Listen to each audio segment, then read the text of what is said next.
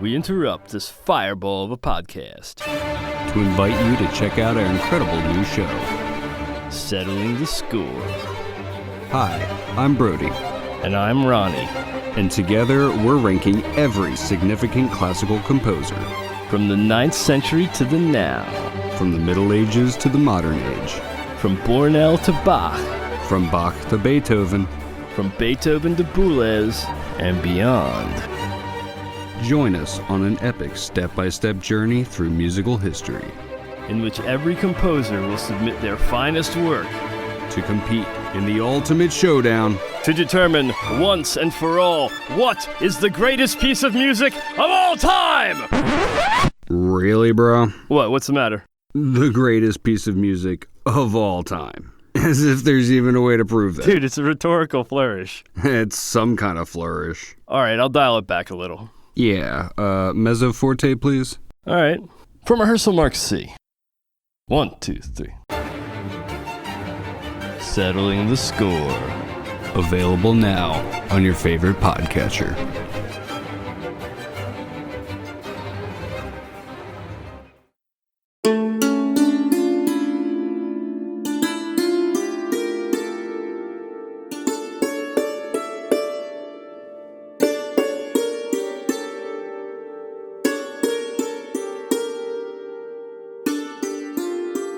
Hello, and welcome to So You Think You Can Rule Persia, the podcast where we rate and review all the kings of Persia from Diocles to Yazdegerd III.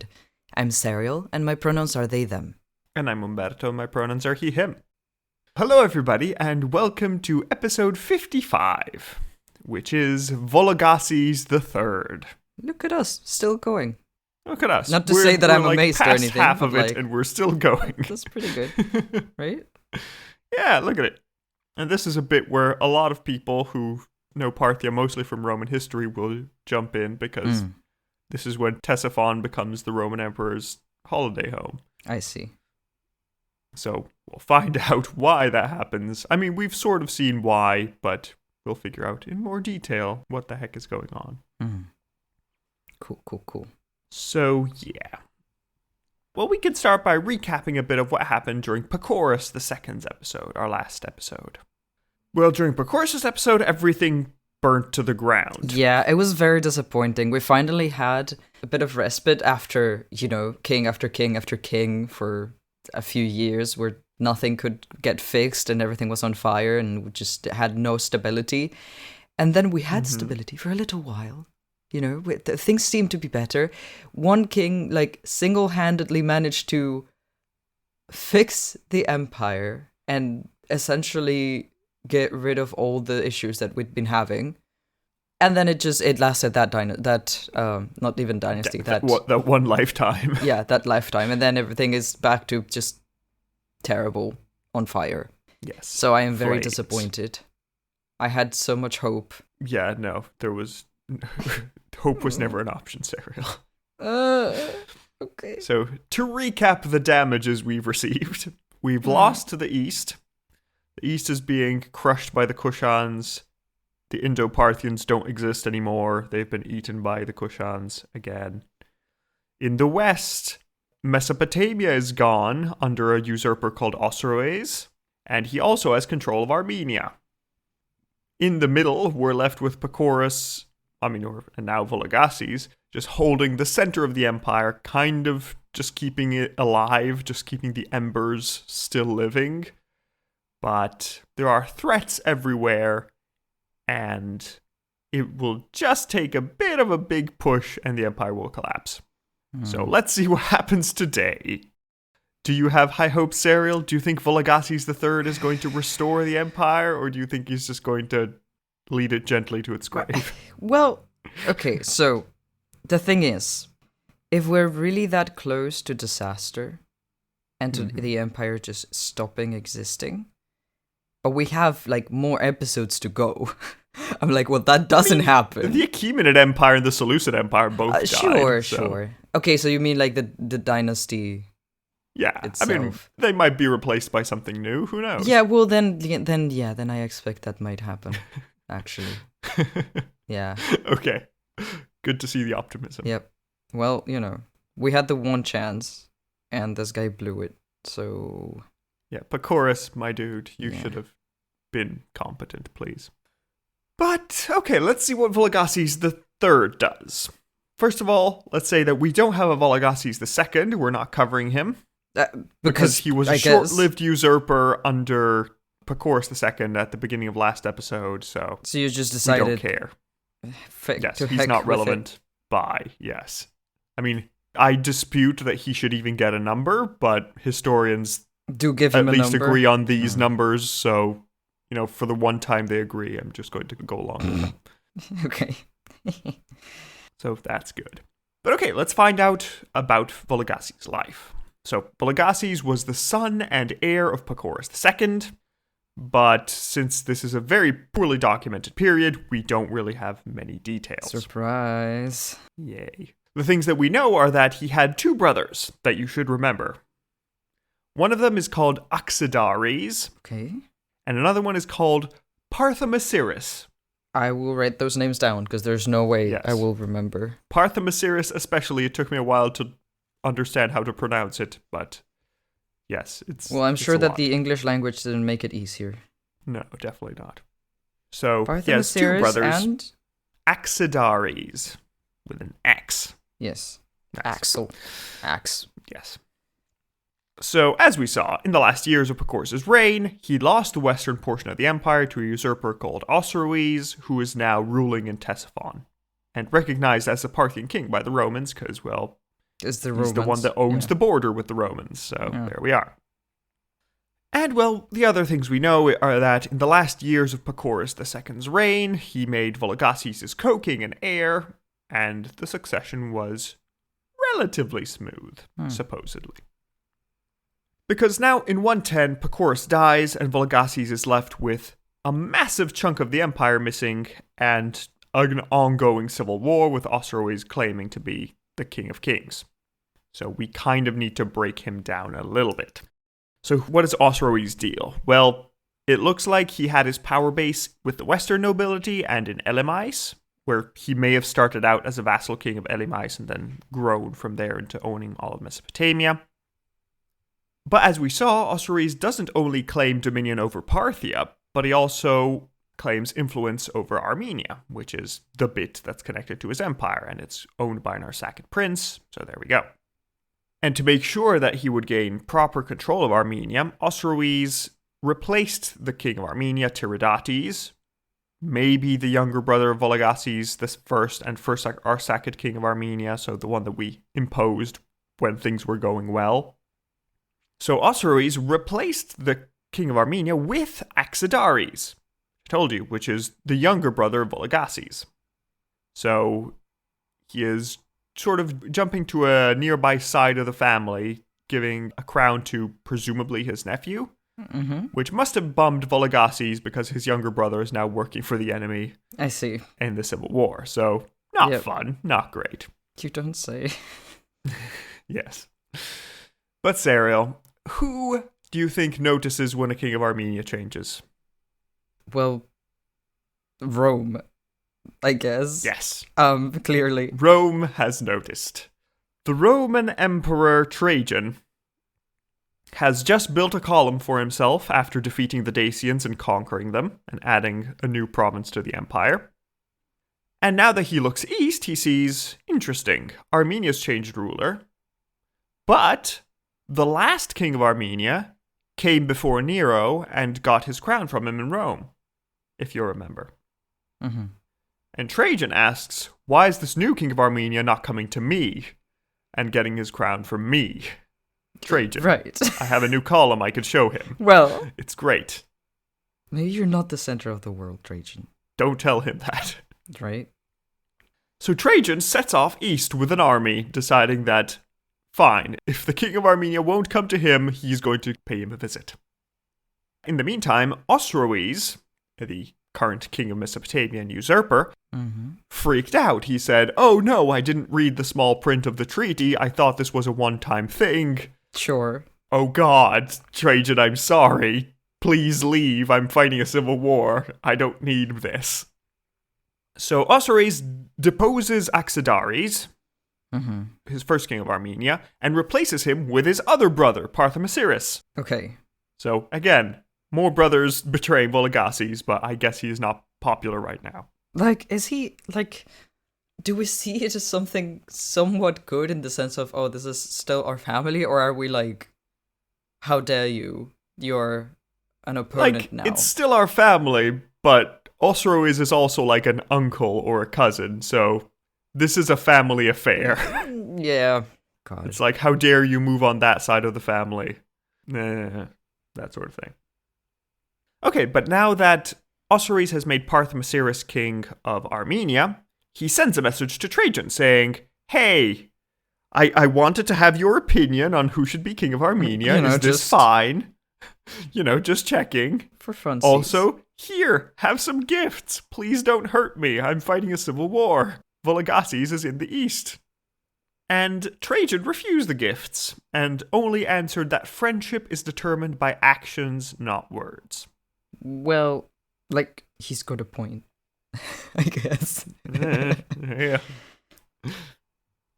So Trajan then marches all the way east to Antioch, and there he receives messages from some Parthian vassals saying, please don't hurt us, we're sorry, there's a civil war going on, we don't even like either of these kings. We're just gonna stay neutral, okay? Is that cool with you? Please. We are so weak right now, everything is on fire. And then Parthia also sent a letter to Trajan, Parthia, the new king of Armenia. And he sent a letter to Trajan saying, hi, I'm the new king of Armenia. Can you confirm my position? Are we cool, Trajan? Is everything okay? I'm not involved in this. I just got made king of Armenia, please. I'll take the crown from you, whatever. Just please be nice. Sure. What did you think Trajan answered? Well, I guess depends on what's beneficial for Trajan. Do you think he's just going to accept Parthia submission and say, yep, mission accomplished, let's go home? I know Trajan is like a general emperor, so I think he would be a bit more ruthless than that. Yeah. Yeah. Trajan does not reply, he just marches towards Armenia. Wow. He left him on red. Yes. So it's like, you'll get the message. Not only that, seeing the massive Roman army closing in, Parthia sends another letter to Trajan saying, I am so sorry, I had nothing to do with this. Please. And while he signed his first letter as Parthia king of Armenia, now he signs it just as Parthia. It's like, I don't even want to be king of Armenia, just whatever, my dude. Oh my god, please. Do we have these letters? We don't, we just know how they were signed. Okay. Well, someone, like some historian wrote about it, I guess. Yeah, basically. That is so funny. So we're going all the way to the border. Uh-huh. And Trajan still does not answer. I thought, when you said, oh, write these names down of like the brothers, I thought it was going to be because like they would become instrumental in like whatever we were trying to do, like either we would fight them because they would rebel, or like we put them on a throne, like we co-rule or something like that. I didn't know that it was going to be because like Rome was going to be involved. And dealing Rome with is them. very involved now. It's not a good time. But then, in 114, after not replying to 2 letters, Trajan just directly marches into Armenia and conquers a few border cities, with the cities mainly just looking at the army and looking at the fact that they have nobody defending them and just giving up. There, Trajan received envoys from several smaller vassal kings in the region who swore fealty to him, because they saw that, well, Parthia's on fire, Armenia isn't strong enough to do this on its own, so please don't hurt us, we'll surrender, we'll pay you whatever you want. And then finally, at this point, Parthia himself, he goes to Trajan, he says, oh, it's great that you're here in Armenia. It's just in time for the ritual. I can hand over my crown and you can give it back like Nero did. Is that cool? Are we cool, Trajan? Please? So just like Tiridates had done for the statue of Nero, Parthia marches into the Roman camp, takes off his diadem, and places it at the feet of Trajan. This is just weird. The most humiliating thing at this point. Like, Trajan is not even acknowledging any of the attempts of, like, submission at this point of just being like, please don't hurt me. You can do whatever you like. Like, I just spare me. Like, it's not even, God. You know what would be more humiliating, Serial? Oh boy. So after Parthomasiris put his diadem at the feet of Trajan, the Roman army started cheering, and Trajan just kept the diadem and sent Parthomasiris away. Yeah. Yeah, like, You're just... not king of Armenia. Armenia's a Roman province now. This guy. It's clearly not working. Like, I understand wanting to, like, plead for your life, right? Yeah. I understand the will to live, but also, like, it's not even being acknowledged, and you're still just, like, essentially grabbing the emperor's knees and being like, please, I'm begging you, and, like, come on. At this point, just, like, either run away or, I don't know, like, accept defeat and whatever might come with it. It's just... Yeah. You don't have to lose your life and your... Dignity. Yeah, exactly. Yeah, so Parthomasiris tries to protest the fact that he didn't get the diadem back. He said, hey, I submitted to you. You know, this wasn't part of the deal. I'm not sure you deserve the diadem, my dude. Yeah, at which point Trajan responds to get out of his province because Armenia is Roman now. So please leave. Right. And yeah, Parthomasiris' Armenian servants were kept with Trajan, and he was allowed to leave with some Roman guards. Where, once leaving the encampment, one of these guards just quickly disposed of the former king of Armenia. So, the end. Good start, Serial. Yeah, excellent, But this is when we take a whole tangent elsewhere, because I read a really interesting paper that I don't know if I believe, but it's cool. Okay. Well, I love some speculation. Let's go. Yes. Because the source that tells us that Parthomasiris was killed is a source that's hostile to Trajan. Right. It's a source that wants to show Trajan as being dishonorable and killing a guy who was at his mercy. I mean, sure. Like, he had surrendered. He had, like, fully, he couldn't surrender more. He wasn't resisting. It was just there. He had nothing left. But according to the paper I read, Parthomasiris escaped to the east, where he became a Buddhist monk. Oh, come on. I thought it was going to be like, well, this source was hostile to Trajan, so maybe Trajan was not, like, did not kill him, but kept him. And no, it doesn't even have to do with anything. It's just Parthomasiris, like, escaping.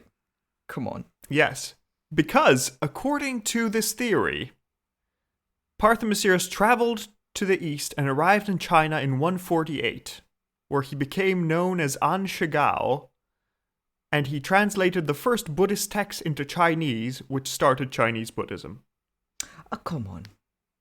Now, what is the evidence? Yeah, I'm like... Serial, what is the evidence? Just judging by the, like, TLDR, judging by, like, just the summary, I'm like, how? What do you mean? Yes, well, this article I read says that the only ancient author mentioning the death of Parthomasiris is this enemy of Trajan. Right. So everybody else just says Parthomasiris disappears. They stop mentioning him. Also, as a son of Pacorus II and brother Vologases III, it makes sense that the prince would be seen as a threat in times of civil war and would want to run away from Parthia. And on the Chinese front, An Shigao is traditionally known to have been a Parthian king or lord. In Chinese sources, he said, this exiled Parthian king came to us. Because An is a shortened version of Anxi, the Chinese name for Parthia, and the typical way of naming foreigners is with the first syllable of the country name. Like if you're Spanish, it's Sibanya, you would be Si something. Mm-hmm. And it is said that An Shigao wandered for a long time in the east before arriving to China.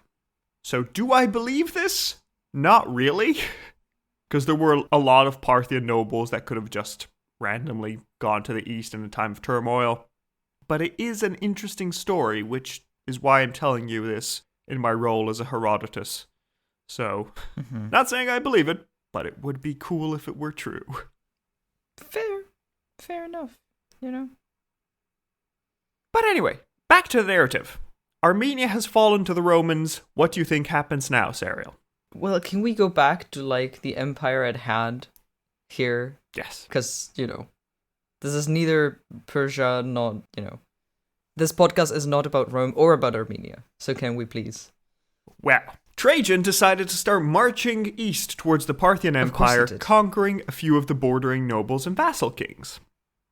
And he just marches through Mesopotamia with barely any resistance.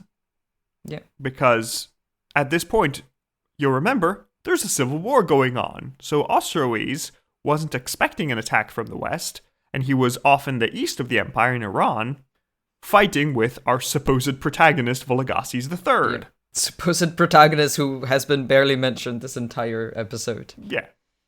So Trajan can just march through Mesopotamia with barely any opposition. He crosses the Euphrates and then the Tigris, where in late 115 he conquers the capital of Ctesiphon. Yeah. He manages to capture the daughter of Osroes and his throne. Yeah. But fortunately for him, the rebel king fled in time, probably under serious pressure by Vologases, who probably was unhappy with the fact that the west of his empire is falling to the Romans. What do you mean? What's going on? And for this conquest, Trajan is voted the title of Parthicus Maximus. Understandably.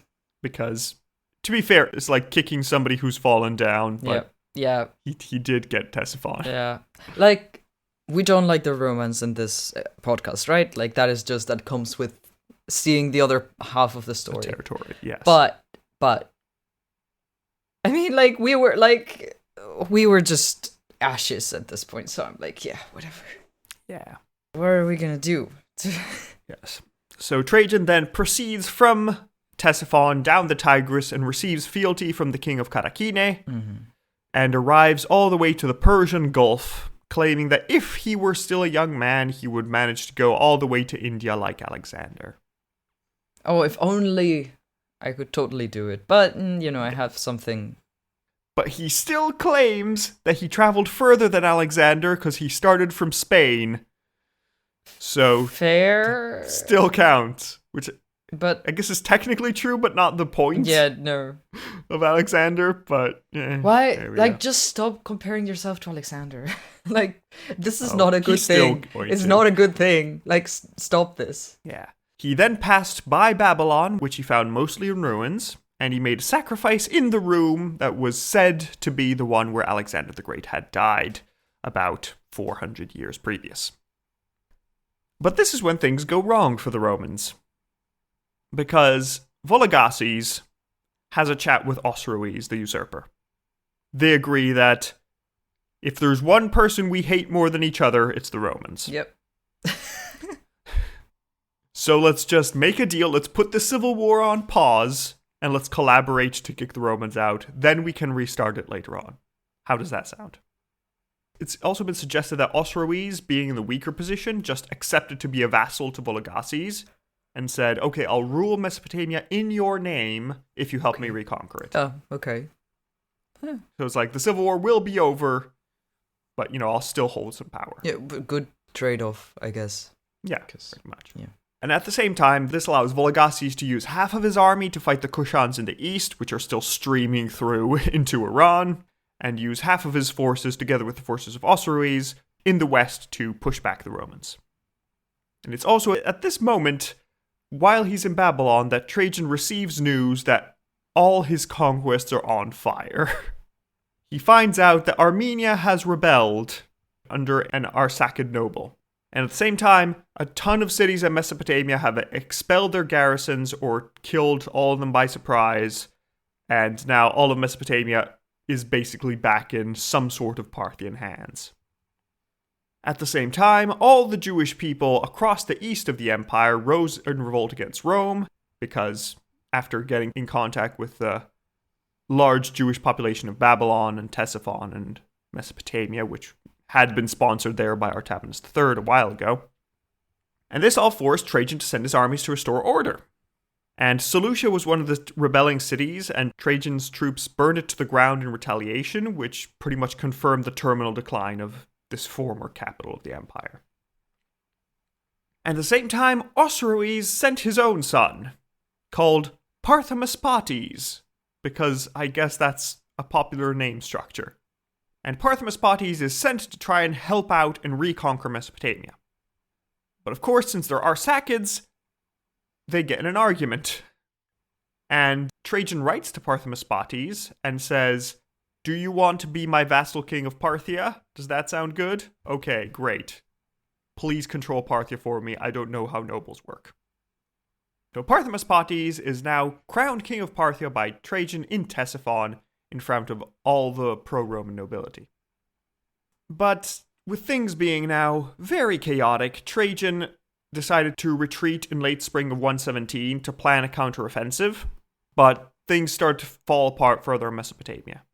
Because Parthia, the Roman puppet king of Mesopotamia, was deposed by his father Osroes, who was the usurper from a while ago, who retook the key regions of Mesopotamia, and in his retreat, Trajan failed to capture the city of Hatra on the way back to Syria because it remained loyal to Osroes and was so fortified, so strong that the Romans could not put a dent. They just had to retreat past it in shame. I'm sure that's an interesting siege to study.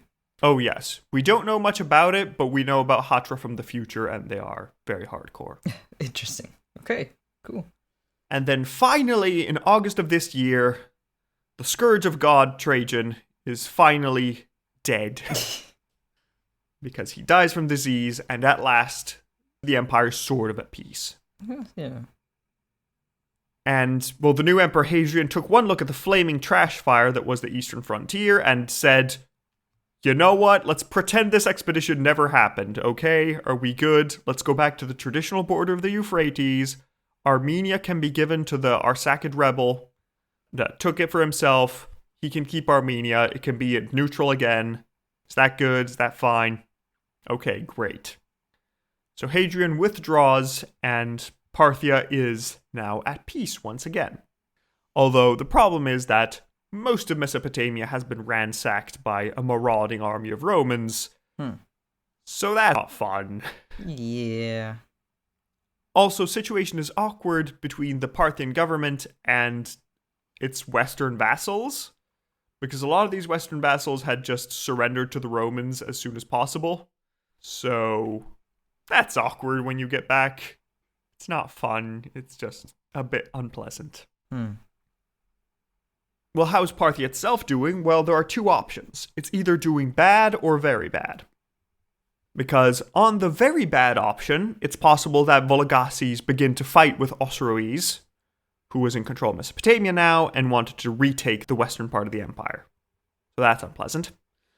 Or it could be that Osroes did go through with his deal and remain a vassal of Vologases, but that still means that the western half of the empire is still semi-independent, which isn't fun.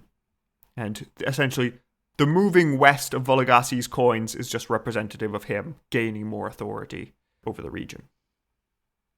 But luckily for him, a few years pass, and in about 128, 129, we stop hearing about Osroes when Vologases finally takes full control of Ctesiphon and reunites the empire at last. So the empire is joined back together again. We've sort of made it. It's still, a smoldering ruin from when the Romans passed through, but I guess it's better than what we had before. At least the empire is now united and it's not split into a million pieces. But it looks like this concentrating our attention west came at a cost because Bactria in the east broke away from the empire and was somewhat part of the Kushan Empire and had sent messages to Trajan for some sort of alliance so that the Romans could keep an eye on Parthia in case it came back to power. But now that there's peace at last, the civil wars have ended a little bit, it looks like there's a relative bit of economic prosperity at least. Because there's a large amount of high-quality coins being consistently minted, and it seems that now that there's peace with the Romans, and trade is freely flowing from west to east and east to west, business is booming for the Silk Road. So luckily, we at least managed to make more money from trade despite everything having to be rebuilt, and, it's useful that we need to rebuild everything. But on the downside, this comes in parallel to the presence of many more regional rulers in the Parthian Empire, showing that the centralizing efforts of Vologases I have been lost now, essentially, because the empire is falling apart into many different small regional states that are under control of different nobles. And also there are many trading city-states that are rising now, such as Palmyra and Hatra in the west, which are in the desert and basically deciding that nobody's really going to be able to attack them seriously, so they'll just remain semi-independent, pay some tribute when they have to, but otherwise grow very rich off the trade routes that they control. And there's sort of good news that we don't really hear much from the Empire in these years, because that's probably a sign that everything was going reasonably well, and after Trajan's raid, everything manages to sort of recover a little bit, and Vologases can reign well enough. We then get some news about the second great Jewish revolt in the Roman Empire in around 131-132, which is the one that would eventually lead to the diaspora. And it looks like some of the Parthian Jews expected Vologases to join in and help, because, hey, we're Jewish, you're Jewish, let's fight the Romans together. But it looks like Vologases thought that, no, we fought the Romans once, we're still recovering from the trash fire the Pacorus left us, let's just remain as we are, it's your own rebellion, we didn't have anything to do with this, just go. But there's no time to rest, unfortunately. Because in 136, the Roman-aligned king of Iberia invited the Alans, which are nomads. The Alans! Every time we mention them, I'm like... Good friends. Oh. They'll be around for a while. Alans are good. It's an army of Alans. Yes. The Alans were invited to invade through the Caucasus and reached all the way to Media.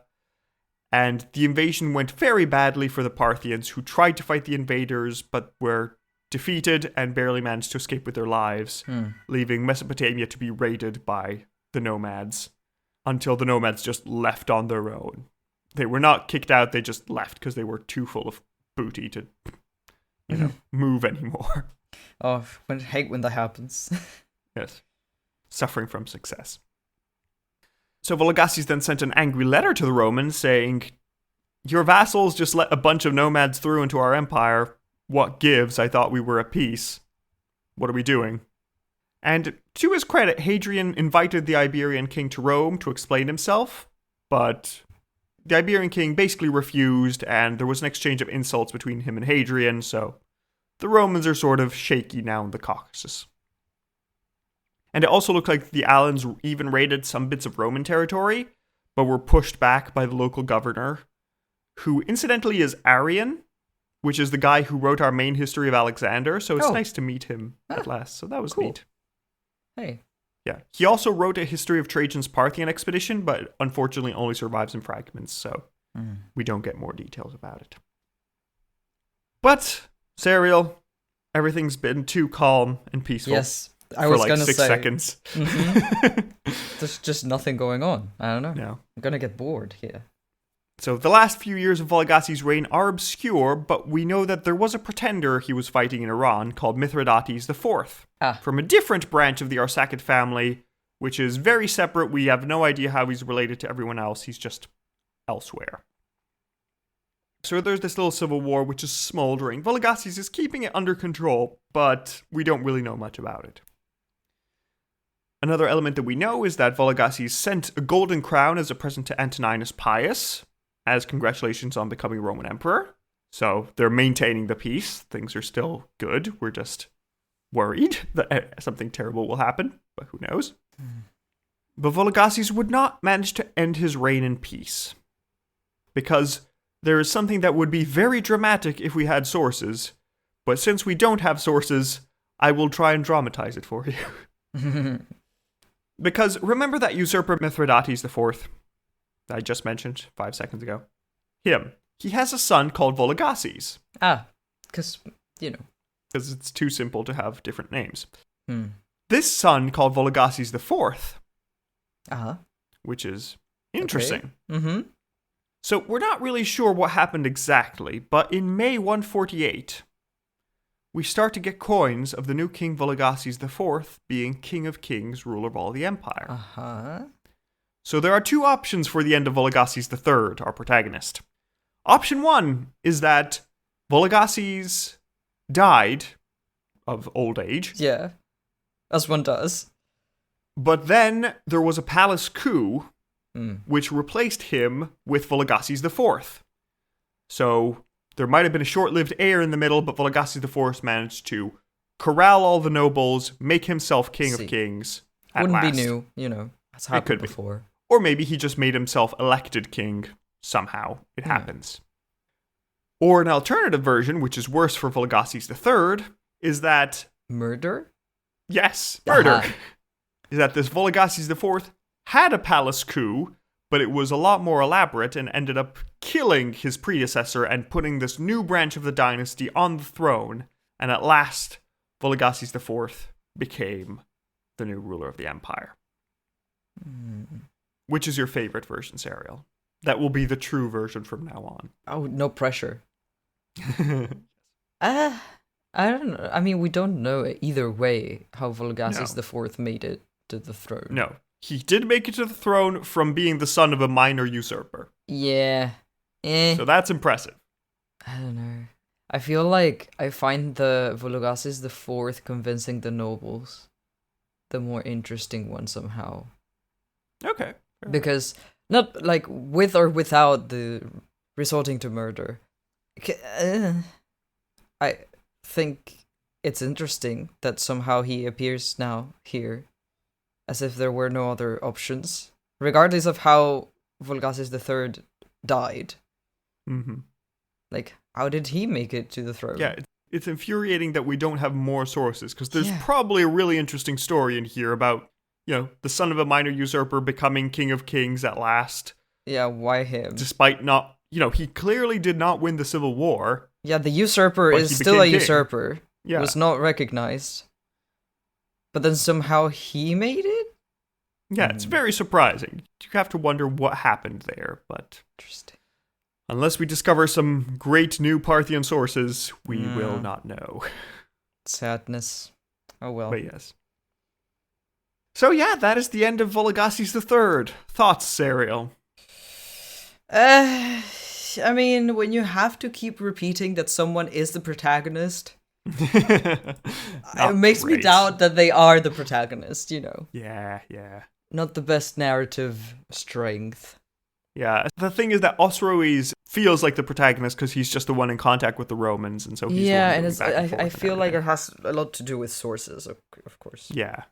Also, for some reason, I don't know why, the Roman Golden Age is very poorly sourced, even on the Roman side. Huh.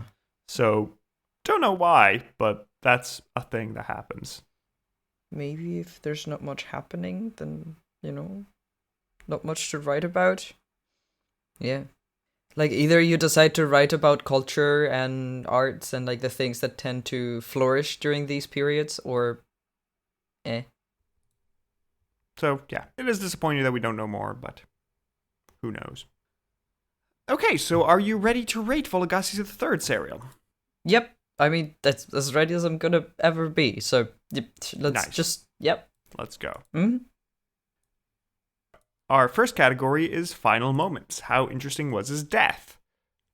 See, again, we have two options. Maybe he just died of old age and was later replaced by a new side of the dynasty, or he was murdered, and there was a big coup, and he was then replaced by another side of the dynasty. The murder coup is more exciting, so I feel like it's worth something, because maybe that happened, but the fact that we don't know, and we're not sure if it's true. Like, technically, honestly, in the sources, it just, like, he stops being talked about. Which, like, the interesting thing is that Vologases IV succeeds him. Like, that's exactly. Cool part. But that has nothing to do with Vologases III. Yeah. So, we thought Parthia's death was interesting. Well, but, like, he died twice. True. And it was about him. Yeah, fine. I still feel like Vologases III deserves something for maybe being murdered. Sure. Like, but yeah, no, I'm thinking like a 2 order. It's nothing too big. It's just like, acknowledge that, hey, perhaps the man was stabbed. If you go for a 2, I'll go for a 1. Honestly. Okay, that sounds fair. So, with a 2 and a 1, we get a 1.5 out of 10 for final moments. Our next category is battle hardness. How good was he at war and fighting? He has his merits. Okay, so let's put it this way. What did Vologases do? Vologases is lucky in this round that he didn't fight Trajan and lose. Vologases managed to keep control of his portion of the empire. He managed to fight back Osroes all the way to either reducing him to a vassal or just reconquering the west of the empire, which are both positives. Mm-hmm. In the east, he lost Bactria to the Kushans, which is not great, but again, we don't have much detail. And then towards the end, he loses miserably against the Alans. And again, he manages to hold off the rebellion by Mithridates IV, but there's no crushing victory. It's just he has a regional rebellion that's going on. So there are a lot of defeats and just a small victory. So yeah, I think it's definitely worth something. Like I'd honestly say 2 points. I was going to give him 3, but the fact that he loses a lot to the Kushans and the Alans feels bad. So I think he should get like I think a 2 for battle hardness is my thought. How about you, Serial? This wasn't an incredible episode in this front. No. Why are you giving 2 points? I'm giving 2 points because he managed to regain the west of the empire from Osroes. Yeah. So whether through defeating Osroes in battle and making him a vassal or just reconquering the west, he did a good job there. He also managed to hold off Mithridates IV in the Civil War. That was reasonably good. And then he just held the empire together when it could have easily just broken apart. So he did do something right. But then again, lost to the Alans, lost to the Kushans. Yeah. It's a yeah, it's a no, tough time.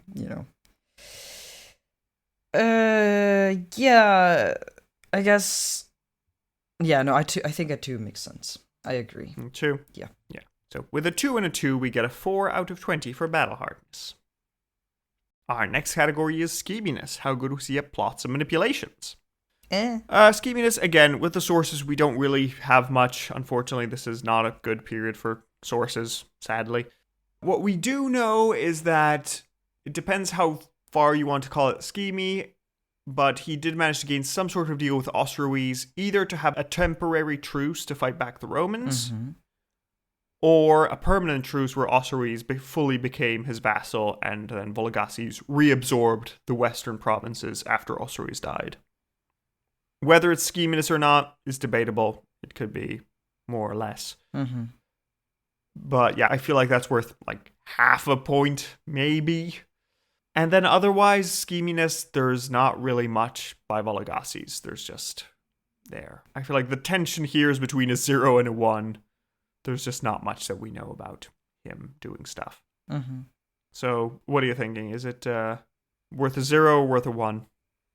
I think it's worth a 0. Actually, yeah, same. I'm like, why? Diplomacy. Yeah. Why are we doing this? So, yeah, sorry. With a 0 and a 0, we get a 0 out of 20 for scheminess. Our next category is shock factor. How shocking was this man? He did nothing of note. Yeah.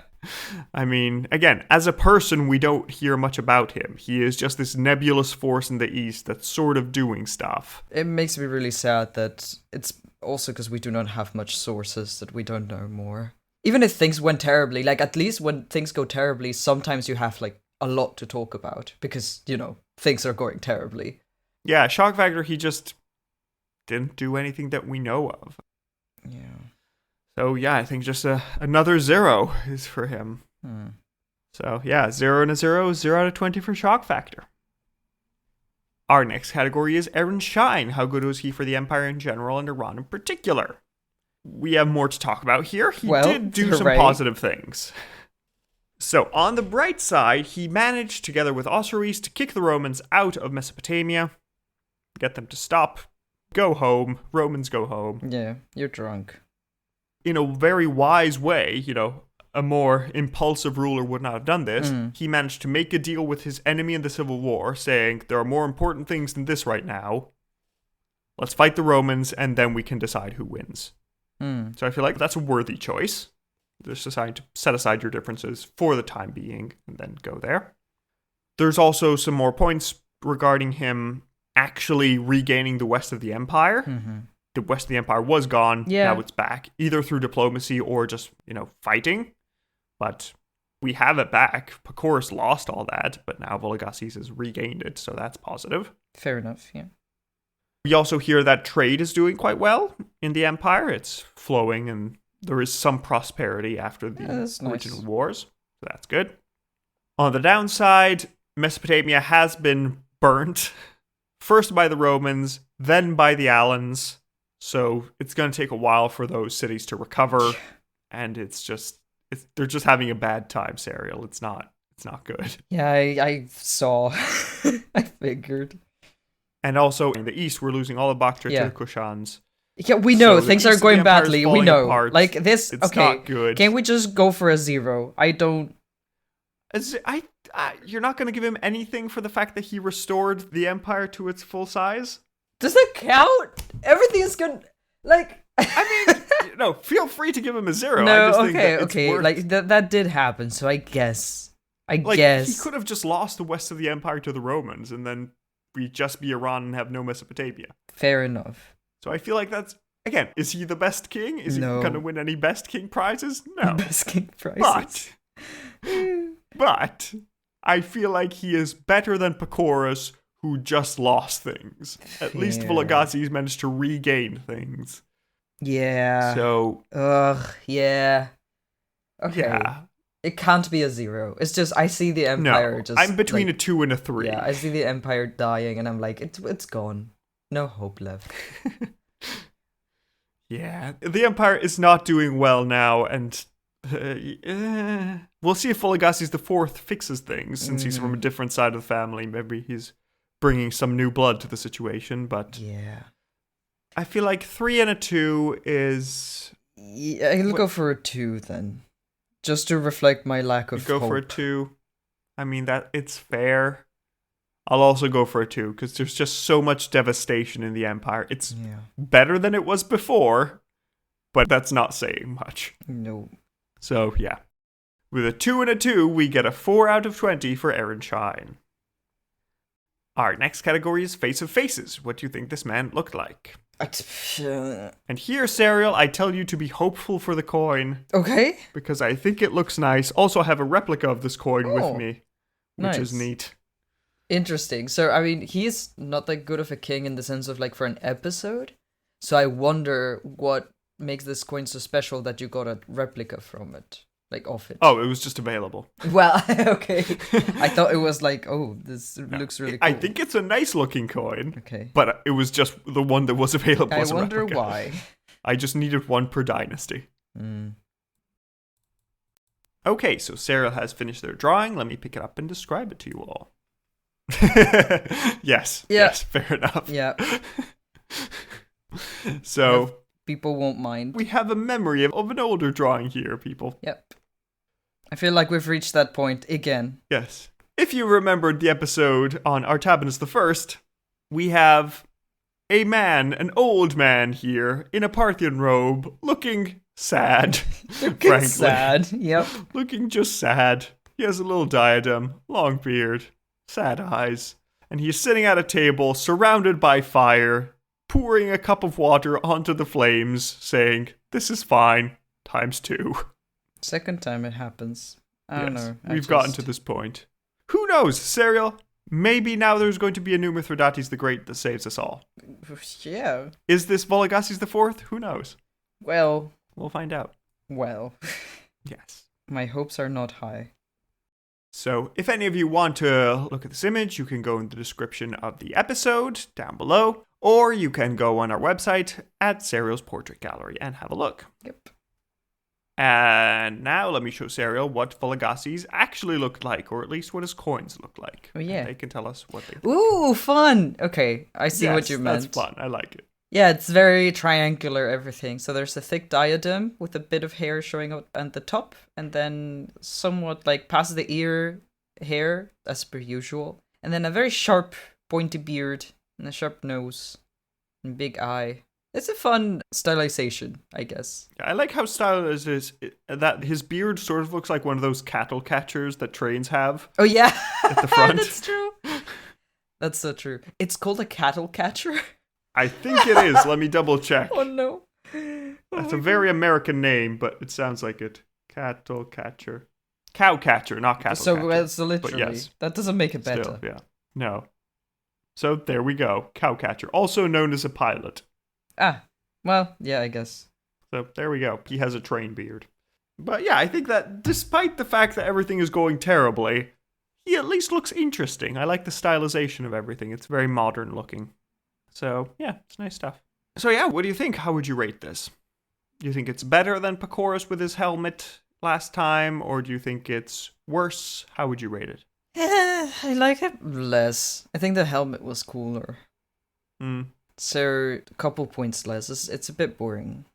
Like, it looks funny. Yeah. But not one of my favorite coins.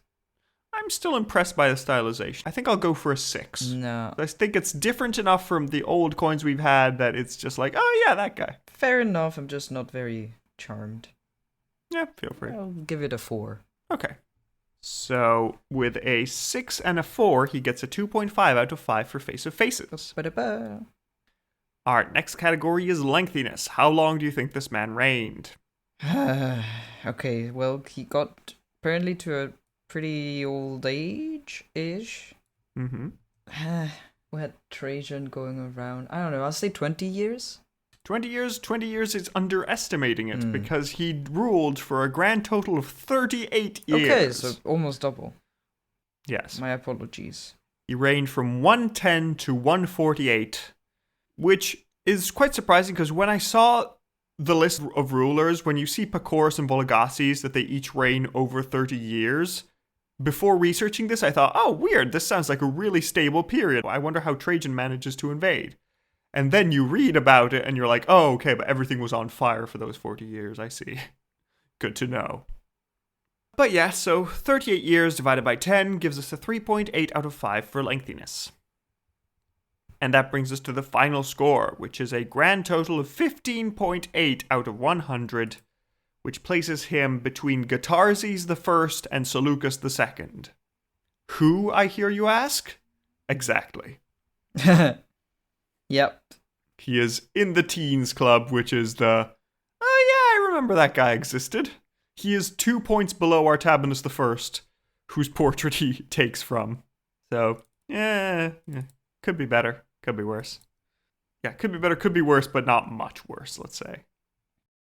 Okay, but that brings us to the final question, which is to say, is he restorative enough? Is he angular enough? Is he please don't hurt me enough to be a Shahanshah? Or is he just a Shahanah? No. Please. No regrets Come here. on. Yeah, just a nah. Sorry, Vologases, you are just a Shahanah. Yeah. You can go into the desert, meet Pacorus II, and tell your father that you tried to fix his mess. Everything is still on fire, Yep. but slightly less now, so hooray, I guess. And that brings us to the end of our episode. Thank you for joining us. We hope you had fun with Vologases III. We still have 3 Vologases to go, so let's see if they improve or not. Please join us next time. In the meantime, if you would like to support us, you can join our Patreon, where we'd like to thank our new patron, Peter Deadman, for joining us. Yeah, if you join our Patreon, you can have a series of extra episodes. We have some on essentially the history of Athens, several important figures, Themistocles, Alcibiades, and Xenophon. We have a bunch of kings around the period of Mithridates II, and now we have a new series that's going to be coming out in January, which might be the Maurya Empire, but in the time we're recording this, the voting isn't complete, so let's see what happens. If instead you'd rather not support us monetarily, that's fine, but we'd appreciate if you could give us a review on your podcast app of choice so other people know we exist and that you enjoy us. But yeah, that is all we had for today. We hope you'll join us next time with Vologases IV to see if the Empire will improve or not. Let's hope it does. Have a good week, and we'll see you. Take care, everybody. Goodbye. Bye.